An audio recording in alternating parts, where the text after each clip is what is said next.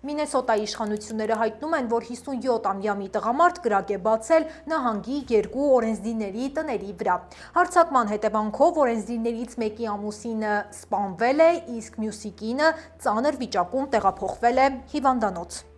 Հարձակվողը նախկինում ներգրավված է եղել նահանգային պետական հանձնաժողովում։ Դեպքի վայրում իրավապահները հայտնաբերել են թռուցիկներ No Kings գրությամբ։ Երկու օրենսդիրները ներկայացնում էին Մինեապոլիսի հյուսիսային շրջանները և հանդիսանում էին դեմոկրատ կուսակցության անդամներ։ Իսկ այժմ այն մասին, թե ինչ ենք պատմելու հաջորդիվ։ Թրամփի ծննդյան օրը Վաշինգտոնի սրտում մարտական շքերթ էր, ուղիղ ուղերձ աշխարհին, Ամերիկան զինված է ու պատրաստ։ Հազարավոր ամերիկացիներ դուրս են եկել փողոց, բղավելով «Թագավորներ չենք ուզում» և ուղիղ քննադատելով Թրամփի քաղաքականությանը։ Թրամփը սկսել է ներգաղթի ոսկե ծրագիր, ապրել ԱՄՆ-ում կարելի է $5 միլիոն դիմաց, մարդիկ հերթեր են կանգնել։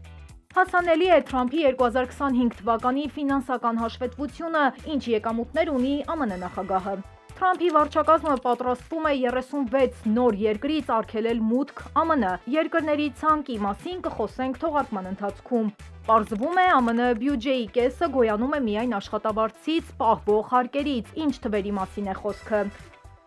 Ամերիկայում քաղաքական հակասությունները հասել են այն աստիճանի, որ շատերը խուսափում են անգամ մտերիմների հետ խոսել այդ թեմայով։ Հանրային դիսկուրսը դարձել է բևեռացված, եւ քաղաքական կողմնորոշումը հաճախ ընկալվում է որպես անձնական ինքնության մի մաս, ազդելով ընկերությունների, ընտանիքների եւ համայնքների հարաբերությունների վրա։ Այս թողարկման ընթացքում պարզելու ենք, թե ինչպես են քաղաքական տեսակետները բաժանում մարդկանց, այնպես որ թողարկումը դիտեք մինչև վերջ։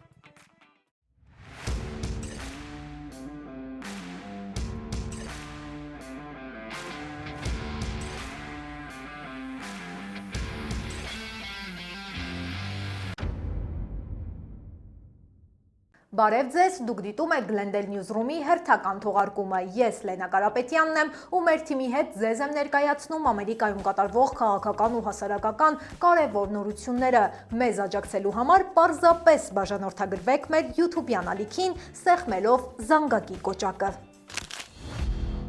Եկեք սկսենք սկզբից, ինչ է տեղի ունեցել, երբ եւ ինչպես։ Թրամփի ծննդյան 79-ամյակի առթիվ Վաշինգտոնում կազմակերպվել էր ռազմական շքերթ նվիրված ԱՄՆ բանակի կազմավորման 250-ամյակին։ Շքերթում եղել է պատմական պահ, զինվորականները հագել են 18-րդ դարի հագուստներ, ինչպես նաև ներկայացված է եղել վիետնամական դարաշրջանի ուղղաթիռ։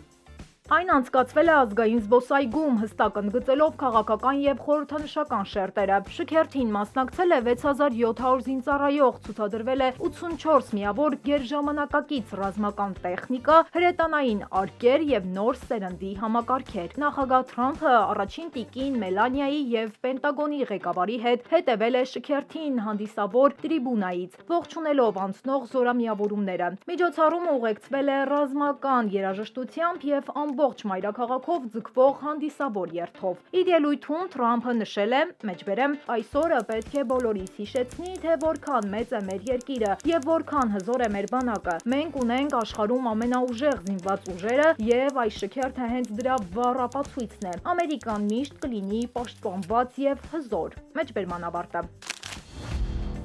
Զուգահեռ բողոքի ակցիաներ են անցկացվել Վաշինգտոնում No Kings շարժման անդամների կողմից։ Հնչել են ելույթներ, սուր քննադատություններ Թրամփի հասցեին։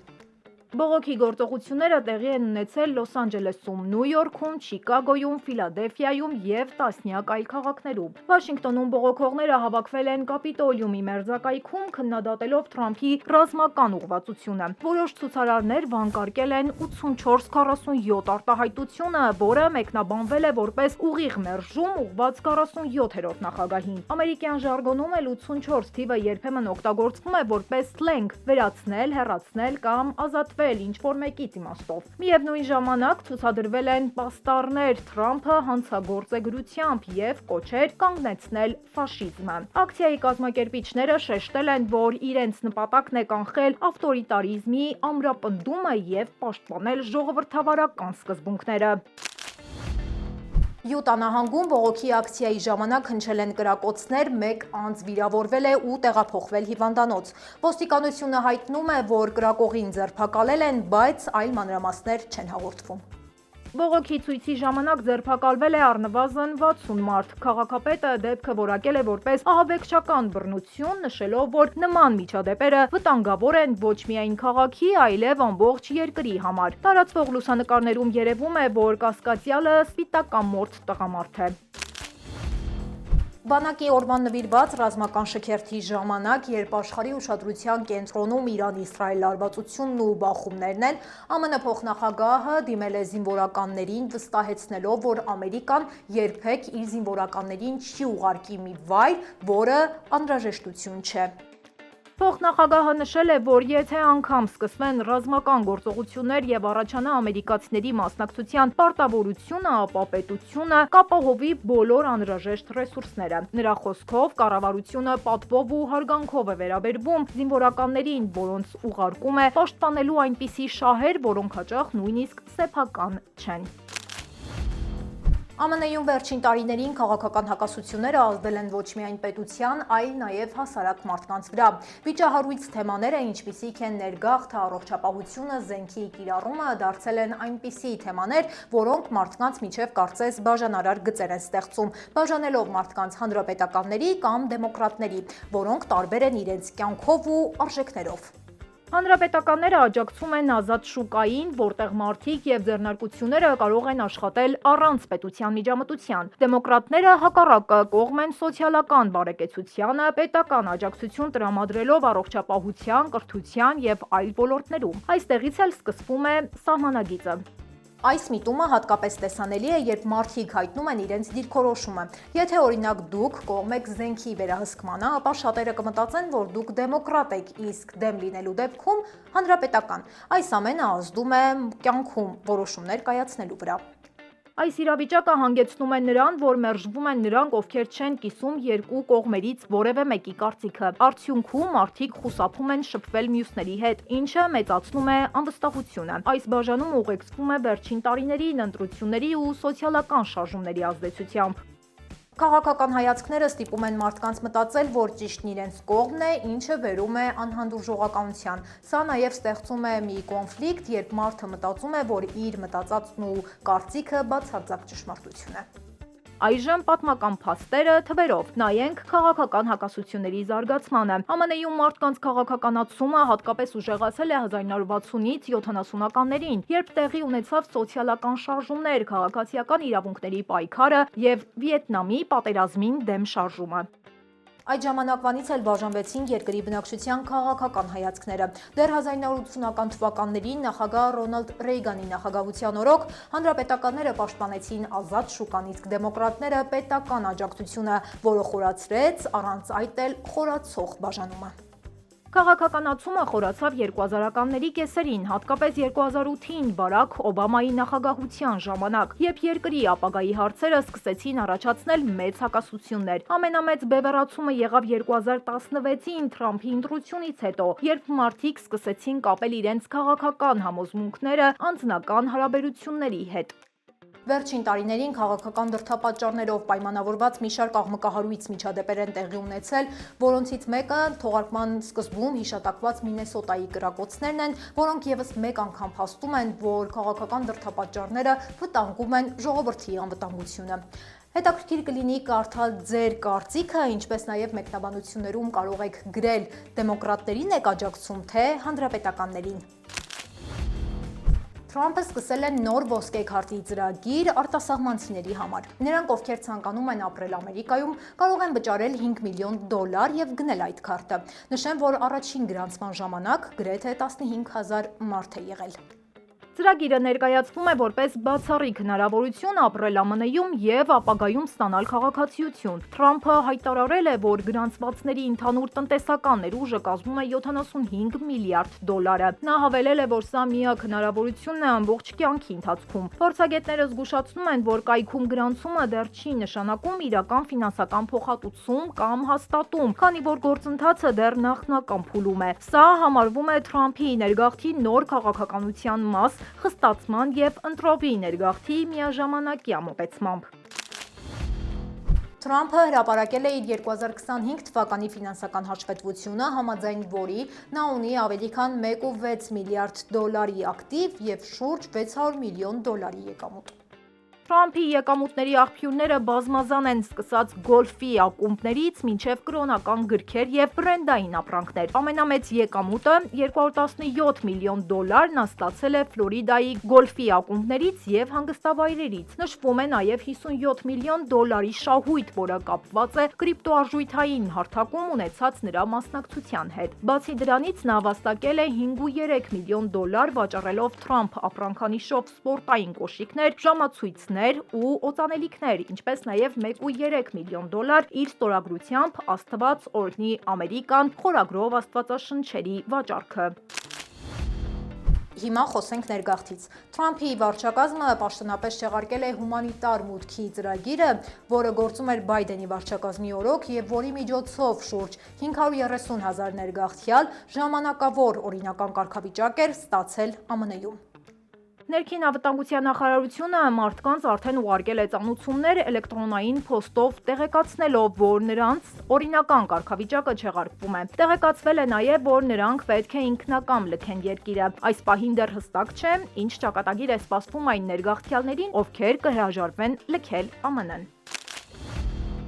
Իրանի և Իսրայելի միջև լարվածությունը ժամ առ ժամ սրվում է, միջազգային հարթակներում դիվանագիտական ճանապարհները փակվում են, իսկ զենքի լեզուն գործի է անցնում։ Այս իրավիճակում Թրամփը հանդես է եկել կոշտ նախազգուշացմամբ ուղղված Իրանի ղեկավարությանը։ Նա հայտարարել է, որ եթե Թեհրանը չստորագրի միջուկային համաձայնագրի նոր տարբերակը, ապա հաջորդ հարվածները կլինեն ավելի դաժան։ Թրամփը իր անձնական սոցիալական էջում գրել է. «Մեջբերեմ, ես Իրանին բազմիցս հնարավորություն տվել եմ խաղաղ համաձայնության համար, բայց նրանք միշտ ձախողել են։ Նախազգուշացրել եմ, ամեն ինչ լինելու է շատ ավելի վատ, քան պատկերացնում են։ ԱՄՆ-ն ունի աշխարհում ամենամահաբեր ռազմական տեխնիկան, իսկ Իսրայելն այն արդեն օգտագործում է։ Զոհերն ու ավերածությունները շատ են, բայց դեռ ժամանակ կա կանգնեցնելու այս մսաղացը։ Պարզապես արեք դա, քանի դեռ հնարավոր է փրկել Իրանը։ Աստված օրհնի ձեզ»։ Մեջբերման ավարտը։ Ըստ պաշտոնական տեղեկությունների, Իսրայելը սպանել է ԱՄՆ-ի հետ միջուկային համաձայնագրի բանակցությունների բոլոր իրանցի մասնակիցներին։ ԱՄՆ-ում վիզա ստանալը նոր կառավարության վարած քաղաքականության պատճառով բավականին դժվար է, բայց մեր գործընկերները բազմիցս ապացուցել են, որ լավ պատրաստված լինելու դեպքում այն հնարավոր է։ Smart System մասնագետները արդեն օգնել են հարյուրավոր ուսանողների, գործարարների և Հայաստանի քաղաքացիների ընտրելու վիզայի ճիշտ տեսակը, ստանալու հրավերներ ԱՄՆ-ի, կատարել անհրաժեշտ ամրագրումներ և նախապատրաստվել դեսպանատան հարցազրույցին։ Թիմը քայլ առ քայլ ուղղորդում է դիմորդներին, ապահովելով անհատական մոտեցում։ Նշեմ, որ առաջին խորհրդատվությունն անվճար է, պարզապես պետք է անցնել թողարկման տակ տեղադրված հղումով և Smart System մասնագետները կապ կհաստատեն ձեզ հետ։ Թրամփը հայտարարել է, որ դաշնային ներգաղթի ծառայությունները պետք է կենտրոնանան անօրինական ներգաղթյալների զանգվածային արտաքսումների վրա, հատկապես այն քաղաքներում, որոնք ղեկավարում են դեմոկրատները։ Նա ընդգծել է, որ Լոս Անջելեսում, Չիկագոյում և Նյու Յորքում ապրում են միլիոնավոր անօրինական բնակիչներ, և այս քաղաքները պետք է առաջնահերթ թիրախ դառնան։ Սոցիալական ցանցերում հրապարակված ուղերձում Թրամփը կոչ է արել այսին իրագործել ԱՄՆ պատմության մեջ ամենամասշտաբային արտաքսման ծրագիրը։ Նրան աջակցող վարչակազմի ներկայացուցիչները նշում են, որ նպատակ ունեն օրական կատարել առնվազն 3000 ձերբակալություն, այն դեպքում, երբ ներկայիս միջին ցուցանիշը մոտ 650 է։ Միևնույն ժամանակ Սպիտակ տունը կարգադրել է սահմանափակել ներգաղթյալների ձերբակալությունները այնպիսի վայրերում, ինչպիսիք են ռեստորանները, հյուրանոցներն ու ֆերմաները, տնտեսական վնասներից խուսափելու նպատակով։ Այժմ երկու գերտերությունների ղեկավարների հեռախոսազրույցի մասին։ Թրամփն ու Պուտինը 50 րոպե խոսել են, Պուտինը զանգահարել է Թրամփին, շնորհավորել ծննդյան կապակցությամբ։ Պեսկովը հայտարարել է, որ զրույցը օգտակար է եղել։ Զրուցակիցները անդրադարձել են Մերձավոր Արևելքի լարվածությանը և Թրամփը նշել է, որ Իրանի ու Իսրայելի միջև իրավիճակը վախեցնող է։ Պուտինը հայտնել է, որ Ռուսաստանը պատրաստ է միջնորդ լինել այդ երկրների միջև։ Կողմերը քննարկել են նաև Իրանի միջուկային ծրագրի շուրջ հնարավոր բանակցությունների վերսկսումը, ինչպես նաև Ուկրաինայի հարցով քննարկումները շարունակելու պատրաստակամությունը հուլիսի 22-ից հետո։ Նյու Յորքի կենտրոնում տեղի է ունեցել զարմանալի միջադեպ, հազարավոր մեղուներ հայտնվել են փողոցներում, շփոթության մեջ գցելով մարդկանց ու դառնալով համացանցի քննարկման թեմա։ Քաղաքային իշխանությունները դեռ ուսումնասիրում են, արդյոք այս միջադեպն ունի կազմակերպված բնույթ, թե ոչ։ Քաղաքապետարանը հրավիրել է մասնագիտացված մեղվապահների խումբ, որոնք ժամանել են հատուկ տեխնիկայով եւ արագ տեղափոխել են մեղվաբույնը։ Բարեբախտաբար միջադեպը լուրջ հետևանքներ չի ունեցել։ Այս տեսարանը, սակայն, հիշեցրել է, թե որքան անսպասելի կարող է լինել կյանքը Նյու Յորքի սրտում։ Քաղաքային լրատվամիջոցները այժմ ակտիվորեն փնտրում են ականատեսների կադրեր այս հազվադեպ երևույթը փաստագրելու համար։ Նյու Յորքի բնակիչներ, մեկնաբանություններում գրեք, իսկ դուք հասցրել եք տեսնել մեղուների պարսը քաղաքի կենտրոնում։ Սիրելի հետևորդներ, մինչև թողարկման մյուս կարևոր նորությունների մասին խոսելը, եկեք տեսնենք, թե ինչ է հրապարակված մեր Facebook-յան էջում։ Արդեն կարող է վերականգնվել ամբողջական կուրություն ունեցող մարդկանց տեսողությունը ուղեղի վրա անմիջապես ազդող նոր սարքի շնորհիվ։ Այն տեղադրվում է ուղեղի տեսողական հատվածում եւ ակտիվացնում նյարդերը արհեստական պատկերներ ստեղծելու միջոցով։ Սարքը արդեն փորձարկվել է կապիկների վրա, նրանք արձագանքել են անգամ երևակայական պատկերներին։ Մասկը նշել է, որ սարքը նախատեսվում է կիրառել մարդու վրա արդեն այս տարվա վերջում, ինչը հույս է ներշնչում հազարավոր մարդկանց։ ԱՄՆ-ում անցկացված հարցման համաձայն 55% քաղաքացիները դժգոհ են Թրամփի աշխատանքից, միայն 45%-ն են աջակցում նրան։ Հանրապետականների շրջանում աջակցությունը կազմում է 89%, բայց նրանցից աջակցություն հայտնողների թիվը ապրիլից ի վեր նվազել է 5%-ով։ Անկախ ընտրողների 65%-ը չեն հավանում Թրամփի քաղաքականությունը, իսկ դեմոկրատների 51%-ը նշել են, որ Թրամփի ղեկավարումը իրենց մեջ առաջացնում է բարկություն։ Եթե ձեզ հետաքրքիր են նման նորությունները եւ ցանկանում եք մշտապես լինել տեղեկացված, ապա անպայման հետևեք մեր Facebook-յան էջին եւ բաժանորդագրվեք մեր YouTube-յան ալիքին։ Մի մոռացեք սեղմել զանգակը, որպեսզի բաց չթողնեք մեր նոր թողարկումները։ ԱՄՆ ներկայացուցիչների պալատը մերժել է Ուկրաինային $300 միլիոն տրամադրելու ֆինանսական աջակցությունը։ Նշեմ, որ գումարը պետք է ավելացվեր 2026 թվականին ռազմական բյուջեում։ Դրա փոխարեն Կոնգրեսի հատկացումների հանձնաժողովը հաստատել է ռազմական բյուջեն առանց այդ փոփոխության։ Այս որոշումը ցույց է տալիս, որ Ուկրաինային աջակցելու հարցը շարունակում է լինել ամերիկյան քաղաքականության ամենավիճահարույց կետերից մեկը։ Չնայած ուկրաինական ճգնաժամին, որոշ կոնգրեսականներ վախենում են, որ հավելյալ ֆինանսավորումը կարող է թուլացնել ռազմական բյուջեի ընդունման քաղաքական համակրանքը։ Թրամփի վարչակազմը նախատեսում է ընդլայնել մուտքի արգելքի ցանկը, ընդլայնելով ԱՄՆ մուտքը մասնակի կամ ամբողջությամբ արգելող մի օրինագիծ, որը կվերաբերի 36 երկրների։ Արգելքի տակ հայտնված երկրները ներառում են 25 աֆրիկյան պետություն, այդ թվում ԱՄՆ-ի դաշնակիցներ Եգիպտոսն ու Ջիբութին, ինչպես նաև մի շարք կենտրոնական ասիական երկրներ, այդ թվում Ղրղզստանը, որոշ կարիբյան եւ խաղաղ օվկիանոսյան կղզիներ։ Պետություններին տրվում է ընդամենը 60 օր, որպեսզի բավարարեն Վաշինգտոնի նոր պահանջները։ Ի դեպ, Հայաստանը այս ցուցակում չկա։ ԱՄՆ իշխանությունների գլխավոր մտահոգություններն են վստահելի փաստաթղթային համակարգերի բացակայությունը, պետական մակարդակի կոռուպցիան, բարձր վիզայի խախտումների տոկոսը, ինչպես նաև քաղաքացիություն ստանալու ծրագրերը ներդրումների դիմաց։ Այժմ ուշագրավ մի դեպքի մասին։ Պենտագոնը շնորհավորել է քաղաքացիներին դրոշի օրվա կապակցությամբ, հրապարակելով բացիկ, որի մեջ եղել են Ռուսաստանի դրոշի գույներով օբյեկտներ, որը մեծ դժգոհություն է առաջացրել հանրության շրջանում ու դարձել սոցիալական ցանցերի քննարկման թեմա։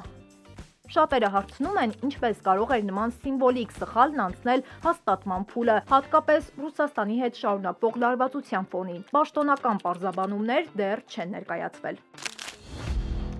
2024 թվականին ԱՄՆ դաշնային կառավարությունը հավաքել է շուրջ 4.9 տրիլիոն դոլարի եկամուտ, որի առյուծի բաժինը շուրջ 99%-ը հարկերն են։ Նշեմ նաև, որ սա հսկայական թիվ է ու հարկատեսակները շատ տարբեր են, բայց ամենամեծ գումարը գոյանում է հենց անհատական եկամտահարկից։ Անհատական եկամտային հարկերը կազմել են 2.4 տրիլիոն դոլար, ինչը կառավարության ընդհանուր եկամտի 49%-ն է։ Այս հարկերը հիմնականում վճարում են ամենամեծ եկամուտ ունեցող անձինք։ Մյուս կարևոր աղբյուրը աշխատավարձերի հարկերն են, որոնք կազմել են 1.7 տրիլիոն դոլար, որը կազմում է 35%-ը։ Այս գումարը հիմնականում տրամադրվում է սոցիալական ապահովության և մեդիքերի ֆոնդերին։ Ամերիկացիները վճարում են իրենց աշխատավարձի 6.2%-ը սոցիալական ապահովության համար, մինչև 176.100 դոլար եկամուտ ստանալու դեպքում գործատուները ևս նույնքան են վճարում իրենց աշխատակիցների փոխարեն։ Բայց եթե դուք բիզնեսմեն եք, ապա հարկերը կրկնապատկվում են 12.4%։ Աշխատողները ամբողջ աշխատավարձից վճարում են 1.45% մեդիքերի համար, իսկ ավելի բարձր եկամուտ ունեցողները 200.000 դոլարից ավելի ավելացնում են 0.9 հավելյալ մեդիքեի հարկ։ Այս միջոցները օգտագործվում են առողջապահական ծառայությունների և սոցիալական ապահովության համար։ Հարկերի մի մասը, 101 միլիարդ դոլարը, հավաքվում է հատուկ հարկերից, ներմուծվող ապրանքների, մաքսային տուրքերից և գազի, ալկոհոլի, ծխախոտի սպառման համար սահմանված հարկերից։ Այս հարկերը նպաստում են ապրանքների սպառման վերահսկմանը և դրանց վնասակար ազդեցության նվազեցմանը։ Ժառանգության և նվիրատվության գումարները նույնպես կարևոր դեր ունեն։ 2024 թվականին գումարը կազմել է 32 միլիարդ դոլար։ Այս հարկերը վերաբերում են այն մարդկանց, ովքեր ստանում են ժառանգություն ավելի քան 13.99 միլիոն դոլար արժողությամբ կամ նվիրատվություն գերազանցելով 19.000 դոլարը։ Այս մեթոդը ևս նախատեսված է մեծ գումարների փոխանցումից հետո պետական միջոցների հավաքման համար։ 2024-ին ԱՄՆ-ի դաշնային կառավարությունը նաև հավաքել է մոտ 1 տրիլիոն դոլար մաքսային հարկերից և այն օգտագործվում է ներմուծվող ապրանքների վերահսկման և երկրի ներսում շուկայի պաշտպանվածության համար։ Բացի հիմնական հարկերից, ԱՄՆ-ն 2024-ին ստացել է շուրջ 540 միլիարդ դոլար կորպորատիվ եկամտային հարկերից, կազմելով դաշնային եկամտի 11%-ը։ Նոր մեխանիզմներով, բաժնետոմսերի հետգնումների և նվազագույն կորպորատիվ հարկի միջոցով նախատեսվում է հավաքել 74 միլիարդ դոլար և 222 միլիարդ դոլար։ Հարկային հսկողության միջոցառումների արդյունքում 2024-ին հավաքվել է ավելի քան 98 միլիարդ դոլար։ Այս աղբյուրները մեծապես նպաստում են համակարգի ֆինանսական կայունությանը։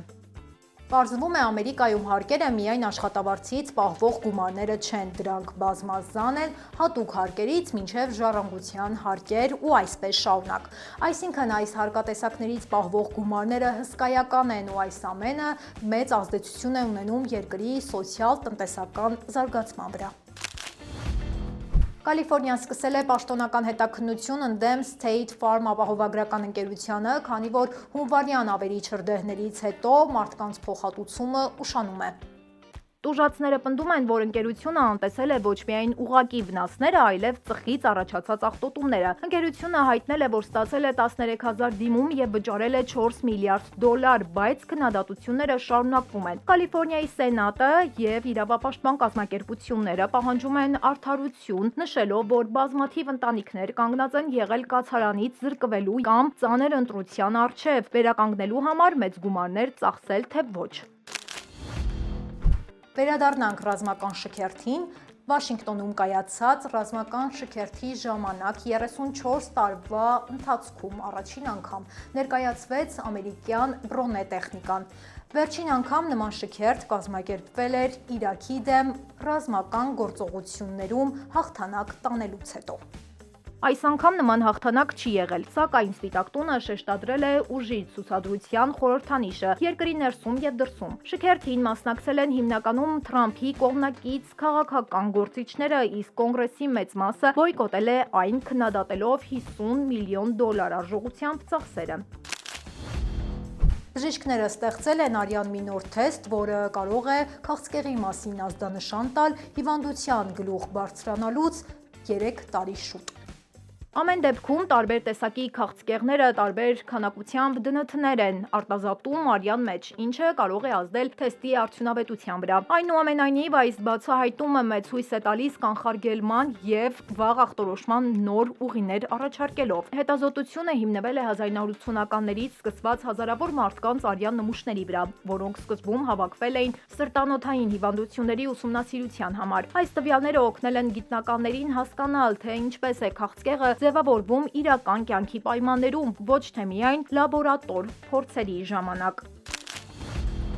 Չինաստանը թույլ չի տվել ԱՄՆ արտահանել այն հազվագյուտ մետաղները, որոնք օգտագործվում են ռազմական ոլորտի արդյունաբերության մեջ։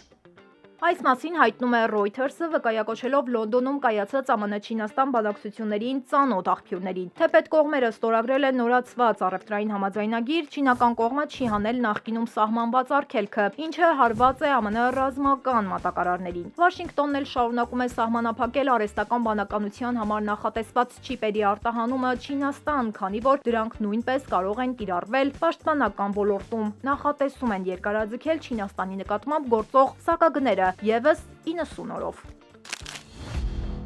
Սիրելի հետևորդներ, շնորհակալ ենք թողարկումը մինչև վերջ դիտելու համար։ Մենք բարձր ենք գնահատում ձեր ակտիվությունը, սիրով կարդում ենք բոլորիդ նամակներն ու մեկնաբանությունները։ Եթե ցանկանում եք առաջինը դիտել մեր թողարկումները, պարզապես բաժանորդագրվեք մեր YouTube-յան ալիքին, սեղմելով զանգակի կոճակը, ինչպես նաև կոմենտներում գրեք, որ քաղաքից կամ երկրից եք հետևում մեզ։ Այսօր այսքանը, կհանդիպենք վաղը։ Շնորհակալություն։